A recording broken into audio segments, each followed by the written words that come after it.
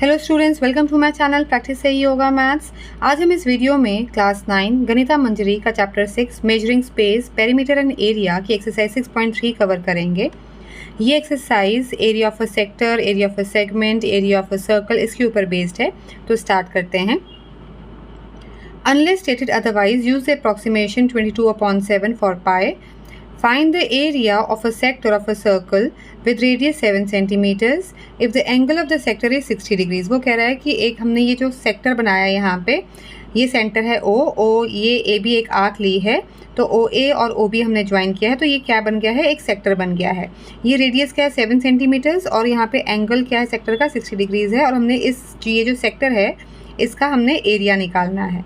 तो ये तो डायरेक्ट क्वेश्चन है, हमारे पास इसका फॉर्मूला है, तो हम लिख देते हैं radius is equal to 7 centimeters, theta is equal to 60 degree, area of a sector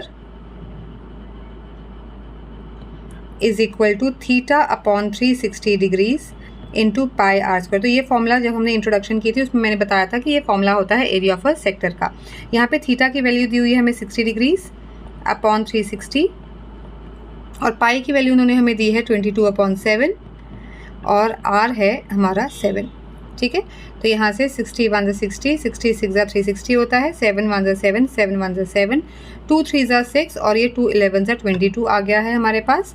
तो ये आ गया मेरे पास 11 7 77/3, और इसको जब हम डिवाइड करेंगे 3 2 6 117, 3 5 15, 20 बचा, 6 18, फिर 20 बजा, फिर 6, तो ये 6 6 ऐसे कंटिन्यू रहेगा। तो इसको हम अप्रॉक्सीमेट करके लिख सकते हैं 25 पॉइंट, यहाँ पे ये 5 या 5 से अगर बड़ा हो तो ये राउंड ऑफ होकर नेक्स्ट डिजिट पे चला जाता है, तो ये बन जाता है 67 सेंटीमीटर स्क्वायर, और हम ब्रैकेट में लिखेंगे अप्रॉक्सीमेट वैल्यू। ठीक है, तो ये हमारा डायरेक्ट क्वेश्चन था, तो ये क्वेश्चन नंबर 1 था। स्टार्ट करते हैं question number 2। Find the area of a quadrant of a circle whose circumference is 44 centimetre. तो सबसे पहले समझते हैं क्वाड्रेंट क्या होता है। जब हम एक सर्कल को 4 इक्वल पार्ट्स में डिवाइड कर देते हैं, तो ये जो हर पार्ट है, ठीक है ना, ये ईच पार्ट को हम क्या बोलते हैं, क्वाड्रेंट बोलते हैं। तो ये मैंने शेड करके भी दिखाया है, ये एक क्वाड्रेंट है। तो अब ये 4 इक्वल पार्ट्स है, ठीक है ना, तो सेंटर पे जो एंगल बनता है यहाँ पे वो 360 डिग्री बनता है। जब हम इसे 4 इक्वल पार्ट्स में डिवाइड कर देते हैं तो 360 डिवाइडेड बाई 4 आ गया, तो ये आ गया 90।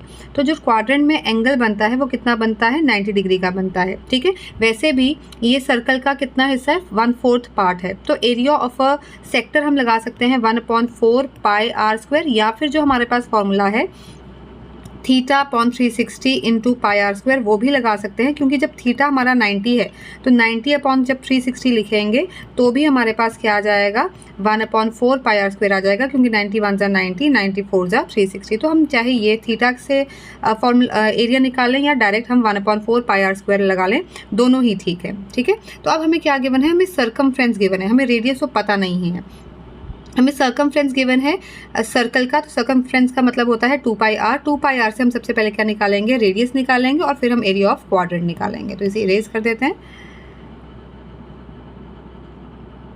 तो यहाँ पे लिखेंगे सर्कमफ्रेंस ऑफ ए सर्कल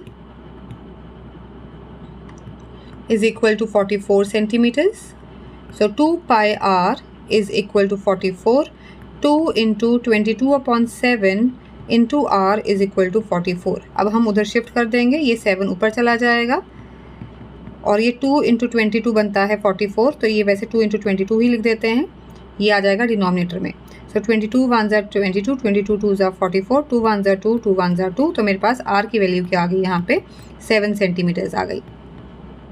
ठीक है, अब हमने निकालना है एरिया ऑफ अ क्वाड्रेंट। तो हम लिखेंगे area of a quadrant is equal to, तो जैसे मैंने आपको बताया, या तो हम theta upon 360 into pi are square लिख सकते हैं, या डायरेक्ट हम लिख सकते हैं 1/4 पाई आर स्क्वायर, क्योंकि सर्कल का एरिया होता है पाई आर स्क्वायर, और जो क्वाड्रेंट है उसका 1/4 पार्ट है, तो 1/4 पाई आर स्क्वायर आ गया। तो यहाँ पे हम वैल्यूज पुट करेंगे 1/4 इंटू 22/7 इंटू 7 इंटू 7। तो यहाँ पे 7 1 7 1 2 2 4, 2 11 तो 11 7 77/2। ठीक है, तो ये आ गया फ्रैक्शंस में, हमें इसे डेसिमल्स में कन्वर्ट करके आंसर लिखना है। सो 2 3 6, 1 17, 2 8 16, और ये 0.5 आ गया। तो 38.5 सेंटीमीटर स्क्वायर। ठीक है, ये अप्रॉक्सीमेट वैल्यू नहीं है, ये हमारा पूरा का पूरा डिवाइड हो रहा है 38.5, ये एरिया ऑफ अ क्वाड्रेंट है। स्टार्ट करते हैं next question. Question number 3. The length of the minute hand of a clock is 7 centimeters. Find the area swept by the minute hand in 10 minutes. ये आपका बहुत इंपॉर्टेंट क्वेश्चन है। ये same question हमारे पास class 10th में भी है, area related to circles में। तो यहाँ पे length of the minute hand को हम क्या कंसीडर करते हैं, रेडियस कंसीडर करते हैं। ठीक है ना।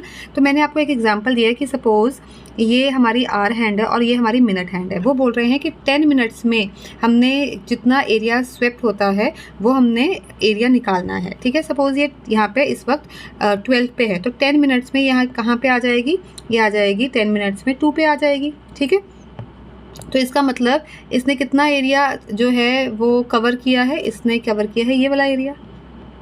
ठीक है, तो ये इस वक्त क्या बन गया है, ये एक इस वक्त सेक्टर बन गया है। ठीक है, और जिसका हमारे पास हमने क्या निकालना है, एंगल निकालना है। हमें इसका एंगल नहीं पता है, पर आप देखिए कि जो ये पूरा क्लॉक होती है इसमें 12 इक्वल पार्ट्स में ये डिवाइडेड होती है और सेंटर पे जो एंगल बनता है वो कितना बनता है, 360 डिग्री बनता है। ठीक है, तो इसका मतलब 60 मिनट्स मतलब 1 आवर में ये जो एंगल फॉर्म हो रहा है सेंटर पे वो 360 डिग्री हो रहा है। तो हम यहाँ से 10 मिनट्स में, ठीक है ना, 12 से लेकर 2 तक हमने 10 मिनट्स उन्होंने पूछा है, तो 10 मिनट्स में हम यहाँ पे एंगल निकालेंगे, वहाँ से मेरे पास थीटा आ जाएगा। और मैंने आपको बताया कि जो length of the minute hand है, ये जो मिनट हैंड होती है इसे हम क्या कंसीडर करते हैं, आर कंसीडर करते हैं। तो यहाँ से मेरे पास आर भी पता है, थीटा हम निकाल लेंगे, तो हम एरिया ऑफ द सेक्टर मतलब जो area swept by the minute hand है that is equal to the area of this sector आ जाएगा और वो हम फॉर्मूला लगा के निकाल लेंगे। तो सबसे पहले हम एंगल निकालते हैं, तो हम लिखेंगे angle formed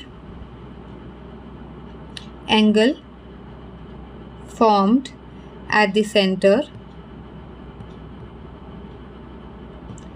in 60 minute, 60 minutes मतलब 1 घंटे में, is equal to 360 degrees, complete angle हो जाता है। ठीक है, so angle formed at the centre in 1 minute, तो यूनिटरी मेथड से निकाल के बता रहे हैं हम, 360 डिग्री अपॉन 60 आ गया। ठीक है, ये 60 मिनट्स है और जब हम इसको कैंसिल आउट करेंगे 61 जा 66 जा, तो ये आ जाएगा मेरे पास 6 डिग्रीज। ठीक है, यहाँ पे 6 डिग्रीज आ गया। ऐसे ही angle formed at the centre in 10 minutes निकालना है हमने, तो 6 डिग्रीज को हम 10 मिनट्स के साथ मल्टीप्लाई कर देंगे तो मेरे पास आ जाएगा 60 डिग्रीज। तो इसका मतलब यहाँ पे जो एंगल फॉर्म हुआ है वो कितना हो रहा है, 60 डिग्रीज हो रहा है। तो मेरा थीटा क्या आ गया, 60 डिग्रीज आ गया। ठीक है, और मेरा रेडियस कहाँ है, रेडियस है मेरा 7 सेंटीमीटर्स। तो अब मैं निकालूंगी area swept by the minute hand, तो हम लिखेंगे area swept by the minute hand is equal to area of a sector, so that is theta upon 360 degree into pi r square। तो यहाँ पे थीटा हमने निकाला है 60 डिग्रीज अपॉन 360 डिग्रीज, पाई की वैल्यू 22/7 और यहाँ पे हमें रेडियस गिवन है, कितना रेडियस हमें दिया है 7 सेंटीमीटर। तो यहाँ पे हम 7 डालेंगे, 7 इंटू 7, तो 61 जा 66 जा आ गया, 7 1 जा 7 1 जा, 2 11 जा 2 3 जा, तो ये आ गया मेरे पास 11 7 जा 77, 77/3। तो ये हम अगर आपको याद हो तो क्वेश्चन नंबर 1 में भी यही आया था। यहाँ पे देखिए क्वेश्चन नंबर 1 में भी 77/3 आया था जिसका आंसर था 25.67। तो यहाँ पे हम लिख लेंगे is equal to 25.67 centimetre square, और ये अप्रॉक्सीमेट वैल्यू थी तो हम यहाँ पे लिख लेंगे अप्रॉक्सीमेट। ठीक है, तो ये था हमारा क्वेश्चन नंबर 3। स्टार्ट करते हैं अपना next question, question number 4। A chord of a circle of radius 10 centimetres subtends 90 degree at the centre. तो वो बोल रहा है कि कॉर्ड, मैंने यहाँ पे ए बी अपनी कॉर्ड ली है, वो सेंटर पे 90 डिग्री का एंगल बना रही है। तो ये जो कॉर्ड है यहाँ पे सबटेंड का मतलब फॉर्म कर रही है, तो यहाँ से जब हम सेंटर के साथ इसको ज्वाइन कर देते हैं तो यहाँ पे 90 डिग्री का एंगल बना रही है और रेडियस कितना गिवन है हमें 10 centimetre. Find the area of the corresponding first part minor sector that subtends 90 degree at the centre. Minor sector का मतलब है हमें यहाँ पे इसका एरिया निकालना है, ये जो पोर्शन है ये हमारा माइनर सेक्टर है। ठीक है, तो हमने इसका एरिया निकालना है और उसके बाद वो बोल रहे हैं मेजर सेक्टर का भी निकालना है। मेजर सेक्टर कौन सा हो गया, जो ये रिमेनिंग पोर्शन है ये हमारा क्या है, मेजर सेक्टर है। ठीक है, इसका एरिया भी निकालना है हमने। That subtends to 70 degree at the centre. तो देखो अगर ये 90 है, ठीक है, और जो कंप्लीट एंगल होता है हमारा यहाँ से लेके पूरा ये कंप्लीट एंगल 360 डिग्री होता है, और इतना अगर 90 है तो ये जो बाकी बच गया, ये जो बाकी बच गया ये कितना होगा, ये हमारा होगा 270 डिग्रीज। ठीक है, तो ये हमने मेजर सेक्टर का भी एरिया निकालना है और माइनर सेक्टर का एरिया भी निकालना है। तो हम स्टार्ट करते हैं। तो ये हमारा है फर्स्ट पार्ट। तो हम लिखेंगे रेडियस हमें गिवन है 10 सेंटीमीटर्स, थीटा गिवन है 90 डिग्री, और हमने माइनर सेक्टर का एरिया निकालना है। So area of minor sector is equal to theta upon 360 degree into pi are square. याद रहे यहाँ पे पाई की वैल्यू दी हुई है हमें 3.14, तो जब भी पाई की वैल्यू क्वेश्चन में गिवन होगी तो हमें वही यूज़ करनी है, हम 22/7 यूज़ नहीं कर सकते। सो थीटा है 90 degree upon 360 degree into 3.14 into 10 into 10। ठीक है, सो 91 ज़ा 94 ज़ा आ गया, तो यहाँ पे इसे लिख लेते हैं 3.14 इंटू 10 होता है 314/4।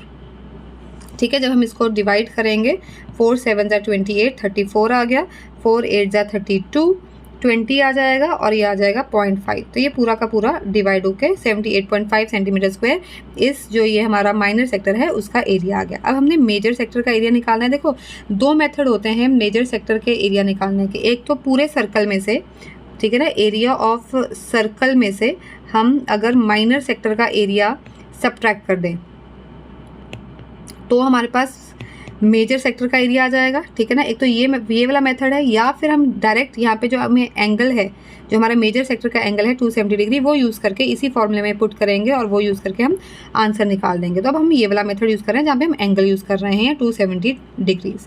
यहाँ पे लिखेंगे second part, area of major sector is equal to, वैसे इसका फॉर्मूला होता है 360 degree minus theta upon 360 degree into pi are square. तो मेरा थीटा क्या था यहाँ पे 90 था, तो 360 माइनस 90 कितना हो गया मेरा 270 हो गया। तो यहाँ पे लिखेंगे 270 डिग्रीज अपॉन 360 डिग्रीज, और पाई की वैल्यू हमें दी है 3.14 और रेडियस है मेरे पास 10। ठीक है, तो यहाँ पे 0 के साथ 0 गया। ठीक है, 9 3 ज़ा 27, 9 4 ज़ा 36, तो इतना पहले लिख लेते हैं। तो ये आ गया 3/4 और 3.14 को मैंने 100 से मल्टीप्लाई किया तो ये आ गया 314। 314 को जब मैं 3 से मल्टीप्लाई करूँगी, 3 4 ज़ा 12, 2 1 कैरी ओवर, 3 1 ज़ा 3, 4 3 3 ज़ा 9, 942/4 आ जाएगा। और इसे हम डेसिमल्स में कन्वर्ट कर लेते हैं। 4 2 ज़ा 8, 14, 4 3 ज़ा 12, 22, 4 5 ज़ा 20, फिर बचा 2 और ये आ जाएगा 20 बन जाएगा, और ये 235.5 सेंटीमीटर स्क्वायर। आपको अगर ओरल डिवीजन नहीं कर पाते हैं तो आप ऐसे डिवाइड करके भी अपना आंसर निकाल सकते हैं। ठीक है, स्टार्ट करते हैं हम next question. Question number 5, a chord of a circle of radius 15 centimeters subtends an angle of 60 degree at the center of the circle। तो जैसे यहाँ पे हमने कॉर्ड लिया ए बी, ये सेंटर पे इस वक्त 60 डिग्री का एंगल बना रहा है और रेडियस हमें गिवन है 15 centimetres. Find the areas of the corresponding minor and major segments of the circle. ठीक है, पिछले क्वेश्चन में हमने माइनर और मेजर सेक्टर का एरिया निकाला था, इस क्वेश्चन में हम माइनर और मेजर सेगमेंट का एरिया निकालना है हमने। तो सेगमेंट बेटा ये होता है माइनर सेगमेंट।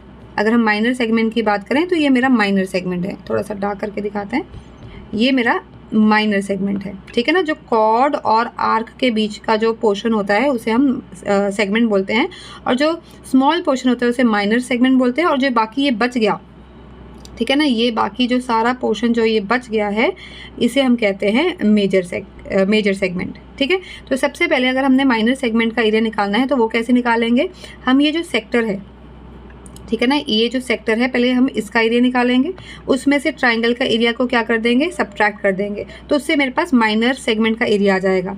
फिर हम सर्कल का एरिया निकालेंगे और सर्कल के एरिया में से ये जो माइनर सेगमेंट का एरिया उसे सब्ट्रैक्ट करेंगे तो मेरे पास मेजर सेगमेंट का एरिया आ जाएगा। तो ये एक बहुत अच्छा और इम्पॉर्टेंट क्वेश्चन है, थोड़ा सा लेंथी ज़रूर है पर ये इंपॉर्टेंट क्वेश्चन है। तो स्टार्ट करते हैं। याद रखिए यहाँ पे पाई की वैल्यू 3.14 है और √3 की वैल्यू 1.73 हमने यूज़ करनी है। तो सबसे पहले हम लिख लेते हैं हमें क्या गिवन है। सो यहाँ पे radius is equal to 15 centimetres और थीटा हमें दिया हुआ है 60 डिग्रीज, ठीक है। और हमने माइनर सेगमेंट निकालना है, तो माइनर सेगमेंट के लिए हम यहाँ पे लिखते हैं formula area of minor segment is equal to area of minor sector minus area of triangle जो ये है AOB, इसको हमने सब्ट्रैक्ट करना है, ठीक है। तो हम देखते हैं कि कैसे करना है ये हमने। तो सबसे पहले एरिया ऑफ माइनर सेक्टर निकालते हैं। Area of minor sector is equal to theta upon 360 degree into pi are square.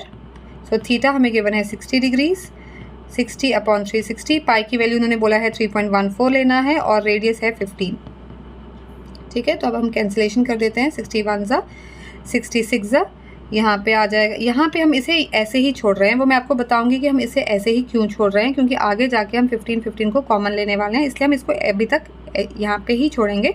इधर इसे कैंसिल कर देते हैं, 2 3 ज़ा 6, 2 1 ज़ा 2, 1 11 5 7, तो ये आ जाएगा 1.57। तो इसे लिखेंगे 1.57 अपॉन 3 इंटू 15 इंटू 15, ठीक है। इसे हम दे देते हैं इक्वेशन नंबर 1। अब हमने एरिया ऑफ ट्राइंगल AOB निकालना है। तो ये समझने वाली बात है कि अगर आप देखिए इन ट्राइंगल AOB, OA एक रेडियस है और OB भी एक रेडियस है, तो ये OA और OB दो साइड्स इक्वल होगी, तो ये एक आइसोसेलेस ट्राइंगल बन गया। अगर ये दो साइड्स इक्वल हैं तो जो ऑपोजिट एंगल्स होते हैं वो भी क्या होते हैं, इक्वल होते हैं, तो ये दोनों एंगल्स भी इक्वल हो गए। तो bye angle sum property in तीनों एंगल्स का सम होता है 180। ये एंगल 60 है और ये दोनों एंगल्स आपस में इक्वल हैं, तो ये भी हमारे क्या आ जाएंगे, 60 आ जाएंगे।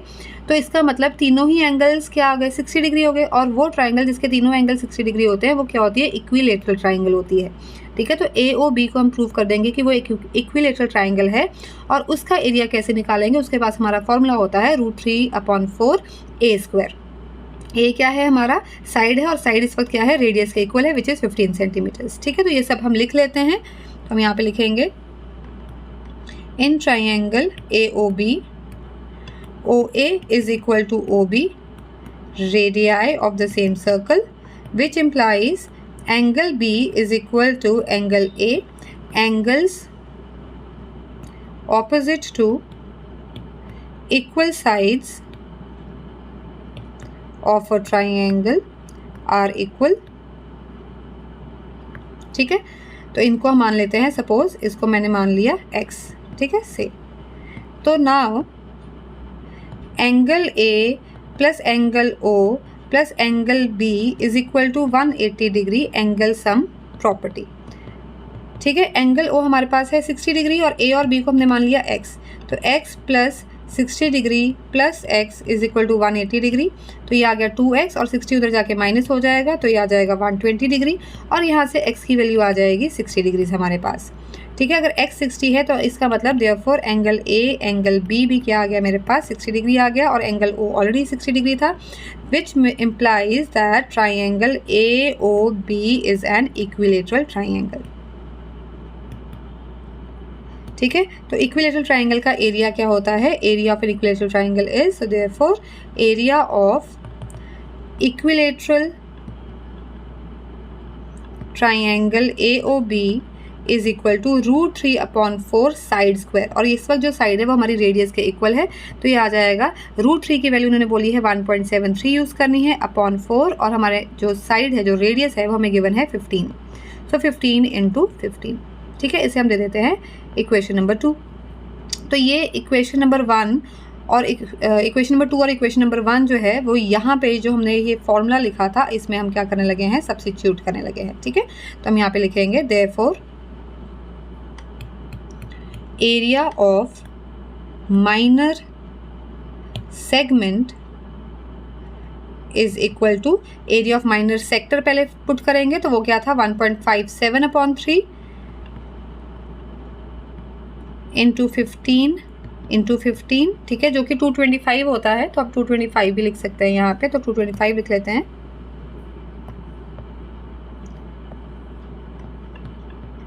ठीक है। Minus area of the triangle जो कि है 1.73/4, 15 × 15 होता है 225, तो यहाँ पे भी हमने लिख लिया 225। ठीक है, अब इसको हमने देखो सॉल्व करना है, तो हम क्या करेंगे, यहाँ पे हम 225 इसमें और इसमें 225 क्या है, दोनों में कॉमन है, तो हम 225 को कॉमन बाहर निकाल लेंगे। इससे हमारी कैलकुलेशंस क्या होंगी, थोड़ी सी ईजी हो जाएंगी। सो 1.57/3 माइनस 1.73/4 हमारा ब्रैकेट के अंदर आ गया। ठीक है, अब हम क्या लेंगे, एलसीएम ले लेंगे इनसाइड। सो 225 और यहाँ पे 3 और 4 का एलसीएम हो गया 12, 4 1.5 के 7 के साथ मल्टीप्लाई हो जाएगा और हमें मिल जाएगा 6.28, 3 1.73 के साथ मल्टीप्लाई हो जाएगा और मुझे मिल जाएगा 5.19। तो ये आ गया मेरे पास, और इनको जब हम सब्ट्रैक्ट करेंगे 6.28 और 5.19 को सब्ट्रैक्ट करेंगे तो मुझे मिल जाएगा 1.09/12। ठीक है, तो ये फर्दर हमारा 3 से कट रहा है, 3 4 = 12, 3 7 = 21, 1 15, 3 5 = 15, तो ये आ जाएगा मेरे पास 75 × 1.09/4, तो 75 × 1.09 होता है 81.75/4, और जब हम इसको आगे फर्दर डिवाइड करेंगे तो हमारे पास आ जाएगा 20.4375। ठीक है, तो यहाँ पे इसको हम अप्रॉक्सीमेट वैल्यू लिख देते हैं। यहाँ पे ये पूरा डिवाइड हो गया है, इसलिए यहाँ तक भी छोड़ सकते हो आप, ये सेंटीमीटर स्क्वायर यहाँ तक भी छोड़ सकते हो, या फिर आप लिख सकते हो 20.44 सेंटीमीटर स्क्वायर अप्रॉक्स। ठीक है, तो ये था मेरा एरिया ऑफ माइनर सेगमेंट। अब मुझे एरिया ऑफ मेजर सेगमेंट निकालना है। ठीक है ना, ये मेरा फर्स्ट पार्ट का आंसर था। अभी हमारे क्वेश्चन में हमने मेजर सेगमेंट निकालना है, तो मेजर सेगमेंट निकालने के लिए अब मैं पूरे एरिया सर्कल का एरिया निकालूंगी और उसमें से जो ये मेरा पोर्शन जो मैं निकाल चुकी हूँ सेगमेंट, वो माइनस कर देंगे। तो हम पहले निकालेंगे, यहाँ पे लिखते हैं second part, area of major sector, sorry segment है, सेक्टर नहीं है, is equal to area of circle minus area of minor segment. ठीक है, तो यहाँ पे हम पहले एरिया ऑफ सर्कल निकालेंगे। सो एरिया ऑफ सर्कल, या यहीं पे ही कर देते हैं, नहीं तो हमें दोबारा से लिखना पड़ेगा, तो यहीं पे ही कर देते हैं, is equal to πr² minus ये हमारी वैल्यू है 20.44। तो यहाँ पे पाई की वैल्यू हमें गिवन है 3.14, आर है मेरा 15, सो 15 × 15 माइनस 20.44। जब हम इसे मल्टीप्लाई करेंगे, 15 × 15 होता है 225, 225 को जब आप 3.14 के साथ मल्टीप्लाई करेंगे तो आपको मिलेगा 706.5 माइनस 20.44। आपको मल्टीप्लाई करना आता ही है, तो डायरेक्ट मैंने यहाँ पे वैल्यू लिख दी है कि सॉल्व करके क्या आएगा, और जब हम इसे सब्ट्रैक्ट करेंगे तो हमें मिल जाएगा 686.06 सेंटीमीटर स्क्वायर। तो ये हमारा आ गया एरिया ऑफ मेजर सेगमेंट। थोड़ा सा लेंथी है, थोड़ी सी कैलकुलेशंस इसमें करनी पड़ती हैं, बट ये इंपॉर्टेंट क्वेश्चन है। ठीक है, स्टार्ट करते हैं हम question number 6। A car has 2 wipers which do not overlap। ठीक है ना, जिस कार के जैसे वाइपर्स होते हैं, तो ये 2 वाइपर्स हैं। ये इसको मैंने दिखाया है कि ये जो वाइपर है एक ऐसे ऐसे जाता है ना बेटा, ऐसे ऐसे करके जाता है। ठीक है ना, ये एक वाइपर है और ये दूसरा वाइपर है जो ऐसे ऐसे करके जा रहा है। ठीक है, each wiper has a blade of length 28 centimetres. तो ये ब्लेड है 28 सेंटीमीटर्स की, इस वाइपर की भी, इस वाइपर की भी, and sweeps through an angle of 120 degree. Sweeps through का मतलब होता है कि जो ये वाइपर है वो ऐसे जा रहा है, फिर ऐसे जा रहा है। तो ये जो इतना पोर्शन है वो क्लीन कर रहा है ना, स्वीप कर रहा है, मतलब इतना पोर्शन वो क्लीन कर रहा है। ये जो ये वाली ब्लेड भी है वो इतना पोर्शन क्या कर रही है, क्लीन कर रही है। वो पहले ऐसे जा रही है, फिर ऐसे जा रही है, ऐसे जा रही है, ऐसे जा रही है। ठीक है, तो वो कितना एंगल बना रही है, 120 डिग्री का एंगल बना रही है। Find the total area cleaned at each sweep. वो बोल रहे हैं कि ये जो एरिया है कितना क्लीन हो रहा है at each sweep of the blades, मतलब दोनों तरफ। तो मतलब ये हमें देखो, ये जो एरिया क्लीन हो रहा है, ये एक क्या बना रहा है, एक सेक्टर बना रहा है। ठीक है ना, सेक्टर बना रहा है जिसका एंगल 120 डिग्री है और रेडियस हमारे कितना दिया हुआ है 28 सेंटीमीटर्स, और 2 सेक्टर्स बन रहे हैं। ठीक है ना, 2 सेम सेक्टर्स बन रहे हैं, तो हम जो एरिया निकालेंगे उसको हम 2 से क्या कर देंगे, एरिया ऑफ सेक्टर को 2 से मल्टीप्लाई कर देंगे। ठीक है, तो यहाँ पे हम लिखते हैं, यहाँ पे radius is equal to 28 centimetres और थीटा हमें गिवन है 120 degree. So total area cleaned at each sweep is equal to 2 into area of a sector. ठीक है, तो यहाँ पे अब हम लिखेंगे 2 into theta upon 360 degree into pi are square. So 2 हमारे पास एंगल है 120 degree upon 360 degree, pi 22 upon 7, r है मेरा 28 और यहाँ पे भी 28। ठीक है, तो ये आ गया मेरा 0 के साथ 0 गया, 12 1 12, 12 3 36, 7 1 7, 7 4 28 और ये और कहीं पे कैंसिल आउट नहीं हो रहा है। तो यहाँ पे जब हम इसे सॉल्व करेंगे 2 इंटू 22 इज़ 44, 44 को 4 और 28 से जब हम मल्टीप्लाई करेंगे तो मेरे पास आ जाएगा 4928 और डिनोमिनेटर में मेरे पास क्या है 3।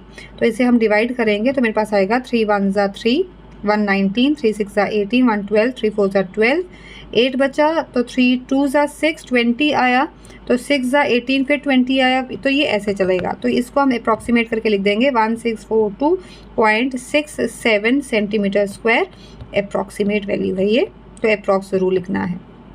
ठीक है, तो ये था मेरा क्वेश्चन नंबर 6। स्टार्ट करते हैं next question, question number 7। A chord of a circle of radius r subtends an angle of 60 degree at the centre of the circle. तो यहाँ पे हमने कॉर्ड ले लिया है, इसको हम दे देते हैं ए बी। ए बी मेरी कॉर्ड है और वो सेंटर पे 60 डिग्री का एंगल सबटेंड कर रही है, बना रही है, और जिसका सर्कल का रेडियस कितना है आर है। Show that the area of the corresponding minor segment of the circle is equal to. अच्छा, बुक में ये एक गलती है, यहाँ पे पाई आर स्क्वायर दिया हुआ है जबकि यहाँ पे पाई नहीं है, अंदर पाई है, तो यहाँ पे मैंने करेक्शन करके ही लिखा है। ठीक है, तो ये हमारा जो एरिया ऑफ माइनर सेगमेंट है वही इसके इक्वल आना चाहिए, मतलब ये वाला। ठीक है, इसका एरिया जो उन्होंने बोला है कि वो इतना आना चाहिए, हमें चेक करना है। तो हम ये बहुत ही ईजी, अभी हम क्वेश्चन नंबर 6 में यही कर आए हैं, बस यहाँ पे आर की वैल्यू हमें गिवन नहीं है। ठीक है, तो हम लिखते हैं यहाँ पे कि रेडियस हमारा आर ही है और थीटा क्या है हमारा 60 डिग्री है, रेडियस हमारा है आर। ठीक है, तो अब हम यहाँ पे लिखेंगे एरिया ऑफ माइनर सेगमेंट के लिए हमें एरिया ऑफ सेक्टर में से एरिया ऑफ ट्राइंगल माइनस करना है। और एरिया ऑफ ट्राइंगल बेटा मैंने आपको अपने पिछले ही क्वेश्चन में आपको बताया था कि ये O A is equal to O B है। ठीक है, तो ये एंगल्स इक्वल हो गए, उसकी वजह से ये इक्विलेटरल ट्राइंगल बन जाता है, क्योंकि ईच एंगल क्या आ जाएगा 60 डिग्री आ जाएगा। ठीक है, तो वही सेम चीज़ है, तो यहाँ पे लिखेंगे इन ट्राइंगल, पहले ये इसी चीज़ को मेंशन कर देते हैं, in triangle A O B, O A is equal to O B radii, so therefore angle B is equal to angle A, angles opposite to equal sides of a triangle are equal। ठीक है, so by angle sum property, यहाँ पे मैं short में लिख रही हूँ क्योंकि पहले एक्सप्लेन कर चुके हैं। बाय एंगल सम प्रॉपर्टी हमारे पास एंगल ए और एंगल बी भी क्या आ जाएगा 60 डिग्री आ जाएगा। So therefore triangle A O B के आगे हमारे पास इक्विलेटरल ट्राइंगल आ गया, so it is an equilateral triangle. ठीक है, so area of minor segment is equal to area of minor sector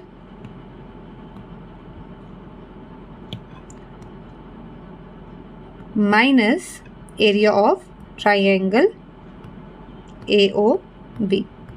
ठीक है, अब हम यहाँ पे वैल्यूज पुट करेंगे। माइनर सेक्टर का फॉर्मूला होता है theta upon 360 degree into pi are square, और एरिया ऑफ ट्राइंगल, अब ये जो ट्राइंगल है वो एक इक्विलेटरल ट्राइंगल है, तो इसका फॉर्मूला होता है √3/4 साइड स्क्वायर, और साइड क्या है मेरी आर, तो यहाँ पे आ जाएगा आर स्क्वायर। ठीक है, तो अब हमने देखो यहाँ पे साथ साथ देखना भी है कि हमने प्रूफ क्या करना है, आर स्क्वायर और ब्रैकेट में 1/6 पाए माइनस √3/4। तो यहाँ पे देखो दोनों तरफ थीटा की पहले हम वैल्यू पुट करते हैं। थीटा की वैल्यू आ गई 60 degree upon 360 degree into pi are square minus √3/4 r square. तो ये कैंसिल आउट हो गया, 61 ज़ा 66 ज़ा, तो ये बचा 1/6 pi are square minus √3/4 r square. तो यहाँ पे देखते हैं हम कि ये जो मेरी दो टर्म्स हैं दोनों में मेरे पास जो ये आर स्क्वायर है ये कॉमन है, तो आर स्क्वायर मैं कॉमन निकाल लूँगी और अंदर मेरे पास रह जाएगा ये पूरी टर्म्स में से मेरे पास रह जाएगा 1/6 पाई माइनस, और इस वाली टर्म से रह जाएगा √3/4। ठीक है। और यही मैंने क्या करना था, प्रूव करना था कि area of the minor segment is r square bracket में 1/6 माइनस √3/4। हम एक बार देख लेते हैं, हाँ यही हमने प्रूव करना था, ठीक है। तो ये था हमारा क्वेश्चन नंबर 7। स्टार्ट करते हैं अपना next question. Question number 8, an equilateral triangle is inscribed in a circle of radius r. ये देखिए मैंने फिगर ड्रॉ की है, यहाँ पे ए बी सी क्या है, एक इक्विलेटरल ट्राइंगल है, centre of the circle O है, रेडियस हमारा आर है, और मैंने इक्विलेटरल ट्राइंगल का जो साइड है वो कितनी ली है, ए ली है। तो let triangle A B C be an equilateral triangle of each side a is inscribed in a circle of radius r and centre O. तो ये मैंने थोड़ा सा पहले ही लिख कर रखा है। Show that the ratio of the area of the triangle to the area of the circle is equal to 3√3/4 which is equivalent to 0.413। तो इसकी वैल्यू उन्होंने ऑलरेडी सॉल्व करके बताई हुई है कि इतनी होती है। तो हमें बेसिकली यहाँ तक प्रूव करना है रेशो किसकी, ट्राइंगल की और सर्कल की। तो इसी ऑर्डर में मीन्स ट्राइंगल का एरिया निकालना है और divided by area of circle निकालना है, उनकी हमें रेशो चाहिए। तो बेटा यहाँ पे आपको एक प्रॉपर्टी पता होनी चाहिए इक्विलेटरल ट्राइंगल की, कि जो इक्विलेटरल ट्राइंगल का जो मीडियन होता है और जो इक्विलेटरल ट्राइंगल जो सर्कल के अंदर इक्विलेटरल ट्राइंगल होता है जिसके वर्टिसेस सर्कल के ऊपर होते हैं, उसका जो मीडियन होता है ना वो सेंटर में से पास करता है। अब मीडियन क्या होता है, मीडियन वो होता है जो ऑपोजिट साइड को 2 इक्वल पार्ट्स में डिवाइड करता है। तो ये जो साइड ए थी ये हो गई a/2 और ये भी हो गई a/2, मीन्स बी डी और सी डी क्या हो गया, a/2 हो गया। और दूसरी बात ये कि जो ये मीडियन होती है ये ऑल्टीट्यूड भी होती है इक्विलेटरल ट्राइंगल में, मतलब कि जो मीडियन है ए डी ये बी सी के क्या है, परपेंडिकुलर है। ये इक्विलेटरल ट्राइंगल की प्रॉपर्टी होती है। एक और चीज़ है जो आपको ध्यान में रखनी है कि the centre O divides the median A D into ratio 2:1। तो यहाँ पे जो ये ओ है, मतलब जो ये सेंटर है, ये जो मीडियन ए डी है ये 2:1 में डिवाइड होता है, ठीक है ना। यहाँ 2:1 ऐसे है, ये 2 है, ये नीचे वाला 1 है। तो इसका मतलब जो होता है जो ये ए डी है दैट इज़ 3/2 OA, या फिर हम कह सकते हैं कि जो ये पूरी ऑल्टीट्यूड है या मीडियन है, ये हाइट है ए डी है, वो 3/2 R होती है। ये आपको याद रखना है, ये हम यूज़ करेंगे, ठीक है ना। जो ये ए डी है दैट इज़ 3/2 ऑफ R, ठीक है। अब यहाँ पे देखिए क्योंकि ये मीडियन एक ऑल्टीट्यूड का काम भी कर रही है इक्विलेटरल ट्राइंगल में, तो ये एक राइट एंगल ट्राइंगल हो गई।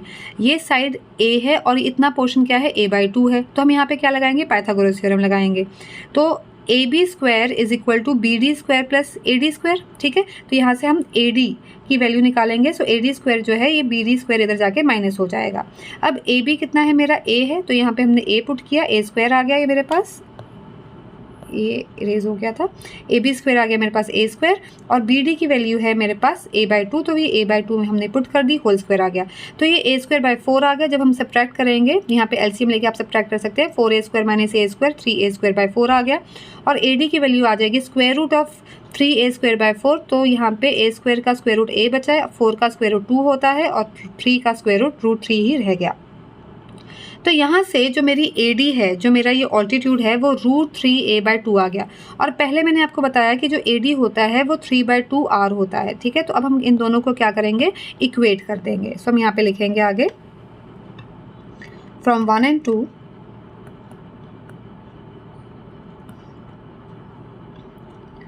3/2 R is equal to √3/2a, ठीक है। तो यहाँ से हम a की वैल्यू निकालेंगे। तो a, अब यहाँ पे देखिए पहले 2 और 2 क्या हो गया, हमारा कैंसिल हो गया, ठीक है। तो इसे मैं साइड्स को चेंज करके लिख रही हूँ, ये वाली साइड इधर लिख रही हूँ, ये वाली साइड इधर लिख रहे हैं, इंटरचेंज कर रहे हैं साइड्स। √3a, तो यहाँ पे हम लिखेंगे और, ठीक है, और √3a is equal to 3R, और यहाँ से हम a की वैल्यू निकाल रहे हैं। a की वैल्यू आ जाएगी 3R/√3। अब यहाँ पे देखो √3 है, या तो हम रैशनलाइज कर सकते हैं या फिर हम 3 को लिख सकते हैं। 3 को हम लिख सकते हैं √3 इंटू √3, ठीक है, इंटू R/√3। तो ये √3 और √3 कैंसिल हो गया, और यहाँ से a की वैल्यू क्या आ जाएगी मेरे पास, √3R, ठीक है। तो हमने a को R की टर्म्स में निकाला है। क्यों निकाला है, क्योंकि हमने रेशो निकालनी है, किसकी, ट्राइंगल की और सर्कल की, ठीक है। यहाँ पे उन्होंने हमें पूछा है कि एरिया ऑफ द ट्राइंगल और एरिया ऑफ द सर्कल का हमने रेशो निकालना है। तो अब हम आगे लिखेंगे, area of equilateral triangle upon area of circle। Area of equilateral triangle का फॉर्मूला होता है √3/4 ए स्क्वायर, साइड मैंने ए ली है, और एरिया ऑफ अ सर्कल का फॉर्मूला होता है पाई आर स्क्वायर। ठीक है, अब ए की वैल्यू हम √3r है वो यहाँ पे हम पुट करेंगे। सो √3/4, ए की वैल्यू है √3r, सो √3r का होल स्क्वायर, और अपॉन में मेरे पास है पाई आर स्क्वायर। ठीक है, तो यहाँ पे √3/4 और √3r का होल स्क्वायर हो जाता है मेरे पास 3r स्क्वायर। ठीक है, और whole upon pi are square as it is. अब यहाँ पे जब हमारे पास फ्रैक्शन है ये √3/4 और नीचे पाई आर स्क्वायर है, तो डिनोमिनेटर का रेसिप्रोकल हम लेके लिखते हैं √3/4 इंटू 3r स्क्वायर, और ये हम लिखते हैं 1 अपॉन पाई आर स्क्वायर, इस तरीके से। ठीक है, तो यहाँ पे आर स्क्वायर और आर स्क्वायर क्या हो गया, कैंसिल हो गया, और मेरे पास बचा 3√3 अपॉन यहाँ से 4, और यहाँ से मेरे पास क्या है, पाई है। तो अब चेक कर रहे थे कि हमने प्रूफ क्या करना था, हमने प्रूफ करना था 3√3/4 पाई। यही है मेरा आंसर आ गया है। जो रेशो हमने ट्राइंगल और सर्कल की निकालनी थी वो रेशो आ गई है, which is equal to 0.413। Approximate value है 0.413, तो हम यहाँ पे लिख सकते हैं which is approximately equal to 0.413। ठीक है, तो ये था मेरा क्वेश्चन नंबर 8। स्टार्ट करते हैं question number 9। Question number 9, a square is inscribed in a circle of radius r. अब हमारे पिछले क्वेश्चन में इक्विलेटरल ट्राइंगल था, इस क्वेश्चन में क्या है, स्क्वायर है। तो ए बी सी डी मेरा एक स्क्वायर है, it is inscribed in a circle, मतलब उसके जो वर्टिसेस हैं सर्कल के ऊपर हैं, रेडियस जो सर्कल का है वो आर है। सो ओ बी और ओ डी मैंने एक डायगोनल ड्रॉ किया, यहाँ पे बी डी को ज्वाइन किया है, तो ओ बी और ओ डी क्या है, मेरा रेडियस है। Show that the ratio of the area of the square to the area of the circle is equal to 2/पाई। तो स्क्वायर और सर्कल का जो एरिया का रेशो है वो हमने प्रूव करना है कि 2/पाई है, which is equivalent to approximate value 0.637 है। तो let A B C D be a square inscribed in a circle of radius r and centre O. यहाँ पे हम आगे लिख लेते हैं, let each side of a square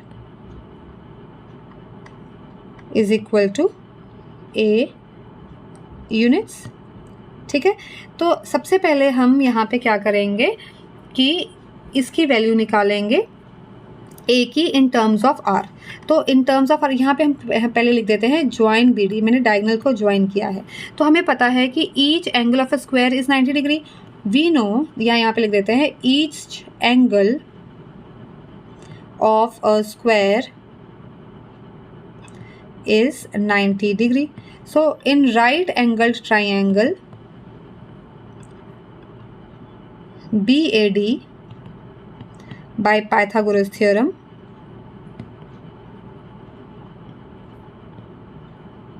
ठीक है, इसमें हम पाइथागोरस थ्योरम लगा रहे हैं। तो हम BD निकालेंगे, hypotenuse. So hypotenuse square is equal to base square plus perpendicular square. So हम निकालेंगे BD square is equal to, हम ले लेंगे AB square plus AD square. ठीक है, so BD square as it is, और यहाँ पे AB है मेरा A और AD भी है A, तो ये आ गया A square plus A square. तो ये आ गया मेरे पास BD square is equal to 2A square.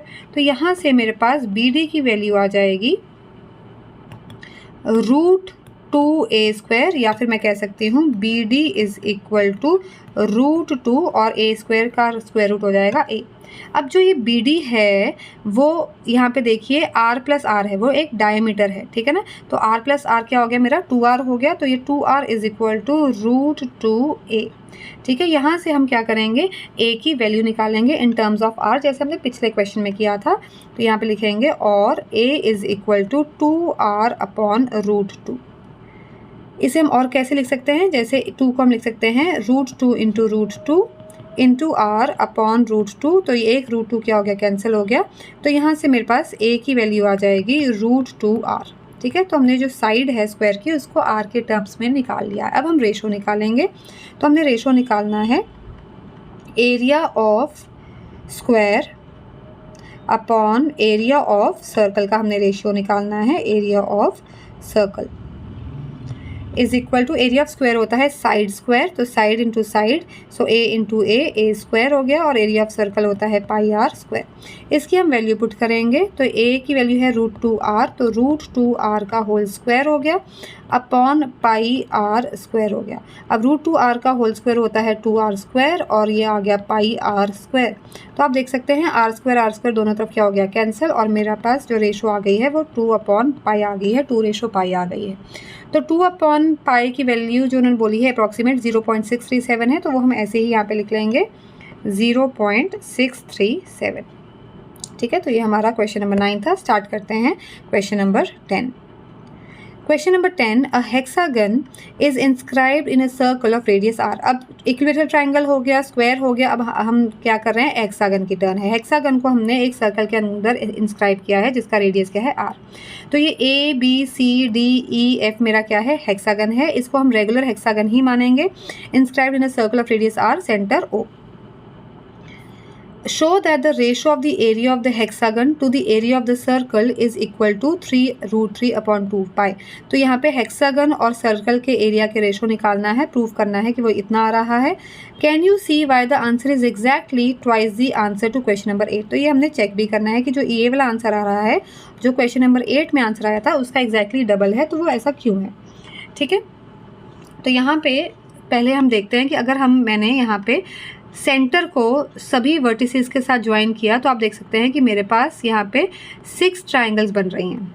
ठीक है, तो यहाँ पे जो सेंटर पे एंगल बनता है वो कितना बनता है, 360 डिग्री बनता है। ठीक है, अब ये जो रेगुलर पॉलीगन है, रेगुलर पॉलीगन का मतलब ABBCCDDE EF और AF ये क्या है, सब आपस में इक्वल हैं, और ये कॉर्ड्स हैं। और हमने एक थ्योरम की थी पिछले चैप्टर में, सर्कल्स वाले चैप्टर में, कि जो इक्वल कॉर्ड्स होती हैं it subtends equal angles eight the centre. तो ये जो एंगल बन रहा है AB, जो ये एंगल बना रहा है, या यहाँ पे इधर जो एंगल्स बन रहे हैं, ये सारे आपस में क्या है, इक्वल है। तो कितने एंगल्स हैं, ये 6 एंगल्स हैं, और सेंटर पे टोटल एंगल कितना होता है, 360 डिग्री। इसका मतलब ये जो हमारा एक जो सेक्टर आप कह लो या ट्राइंगल कह लो, उसका एंगल कितना होगा, 360 को हम 6 से डिवाइड करेंगे तो मेरे पास आ जाएगा 60 डिग्रीज आ जाएगा। ठीक है, तो ये वाला जो मेरा एंगल है एक, ये 60 डिग्री, और बाकी सारे भी क्या है, 60 डिग्रीज है। तो पहले हम इतना लिख लेते हैं, we know that equal chords of a circle subtend equal angles at the center of a circle, at the center लिख लेते हैं। So in triangle AOB, angle AOB is equal to 360 degree divided by 6, जो कि आ गया हमारे पास 60 degree आ गया। अब ये एंगल हमारे पास 60 डिग्री आ गया। ठीक है, अब OA और OB क्या है, रेडियस है, तो ये आपस में इक्वल होगा। और जैसे हमने एक पिछले क्वेश्चन में भी करते आए हैं, तो ये AOB क्या बन जाएगा, इक्विलेटरल ट्राइंगल बन जाएगा। क्यों, क्योंकि OA OB रेडियस है, तो ये एंगल A और एंगल B भी इक्वल होगा। सो एंगल सम प्रॉपर्टी से ये तीनों एंगल्स इक्वल आ जाएंगे, और तीनों एंगल्स अगर 60 डिग्री आ गए तो ये एक इक्विलेटरल ट्राइंगल बन जाता है।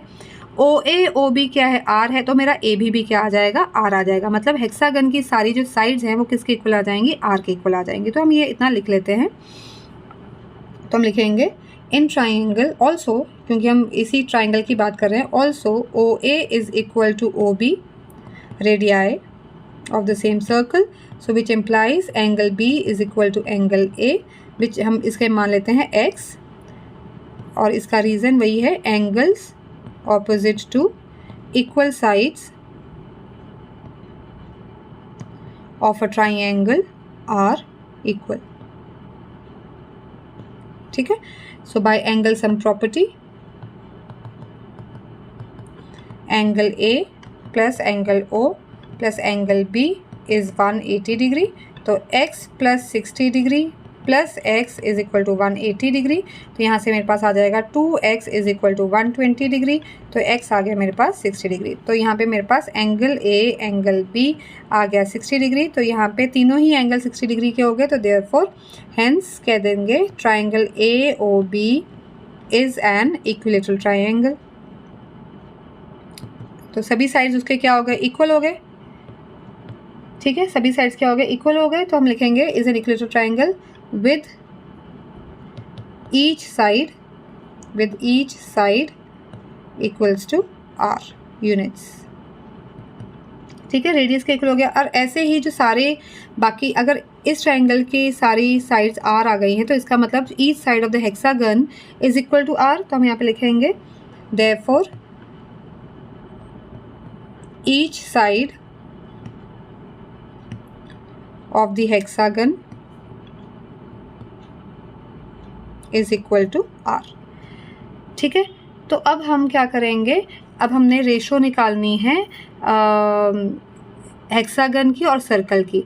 तो हेक्सागन जो है वो 6 इक्विलेटरल ट्राइंगल्स में डिवाइडेड है। तो हम क्या करेंगे, हेक्सागन का एरिया क्या होगा, 6 into area of 1 equilateral triangle. ठीक है, तो एरिया ऑफ हेक्सागन क्या होगा हमारा, area of hexagon is equal to 6 into area of 1 equilateral triangle.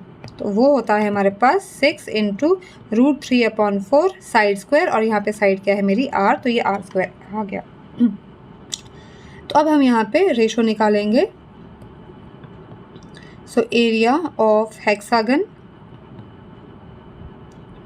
Upon area of circle is equal to 6 into √3/4 r square upon pi are square. तो यहाँ पे R square और आर स्क्वायर हो गया cancel, तो ये आ जाएगा मेरे पास 6√3/4 अपॉन पाई, जिसे मैं लिख सकती हूँ, यहाँ पे भी कैंसिल हो रहा है। आप देखिए 2 2 ज़ा 4, 2 3 ज़ा 6, तो ये आ रहा है 3√3/2 और होल अपॉन पाई, जिसे हम लिख सकते हैं 3√3/2 पाई। ठीक है, और यही हमने प्रूव करना था क्वेश्चन में, और इसकी यहाँ पे हमें अप्रॉक्सीमेट वैल्यू 0.827 दिया हुआ है, तो यहाँ पे हम लिख लेते हैं 0.827। ठीक है, तो ये हमारी रेशो आ गई। इसके आगे भी उन्होंने एक चीज़ बोली है कि can you see why the answer is exactly twice the answer to question number 8। देखो क्वेश्चन नंबर 8 निकालते हैं। क्वेश्चन नंबर 8 में हमारी वैल्यू आई थी 3√3/4 पाई। ठीक है, और उसका जो डेसिमल्स में था 0.413 थी। ठीक है, यहाँ पे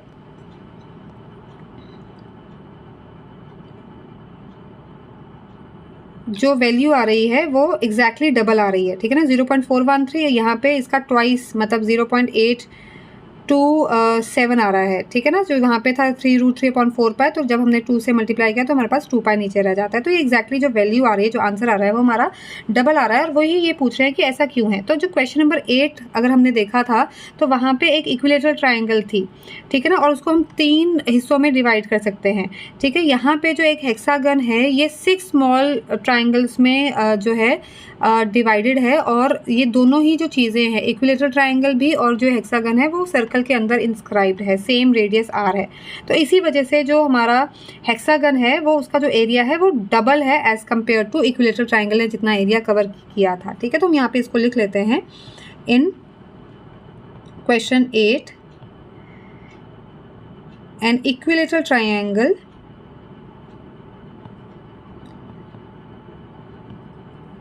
is made of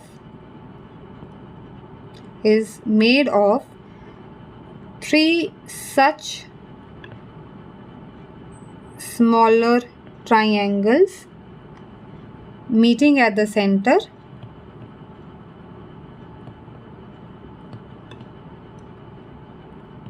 and in question 10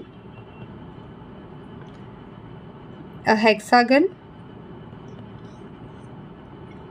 is made of 6 such triangles. ठीक है, and since both are inscribed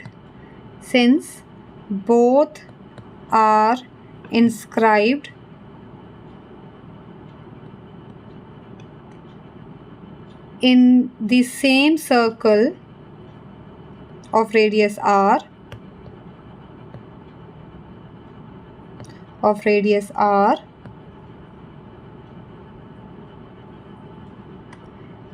तो हम लिख सकते हैं hexagon covers exactly double the area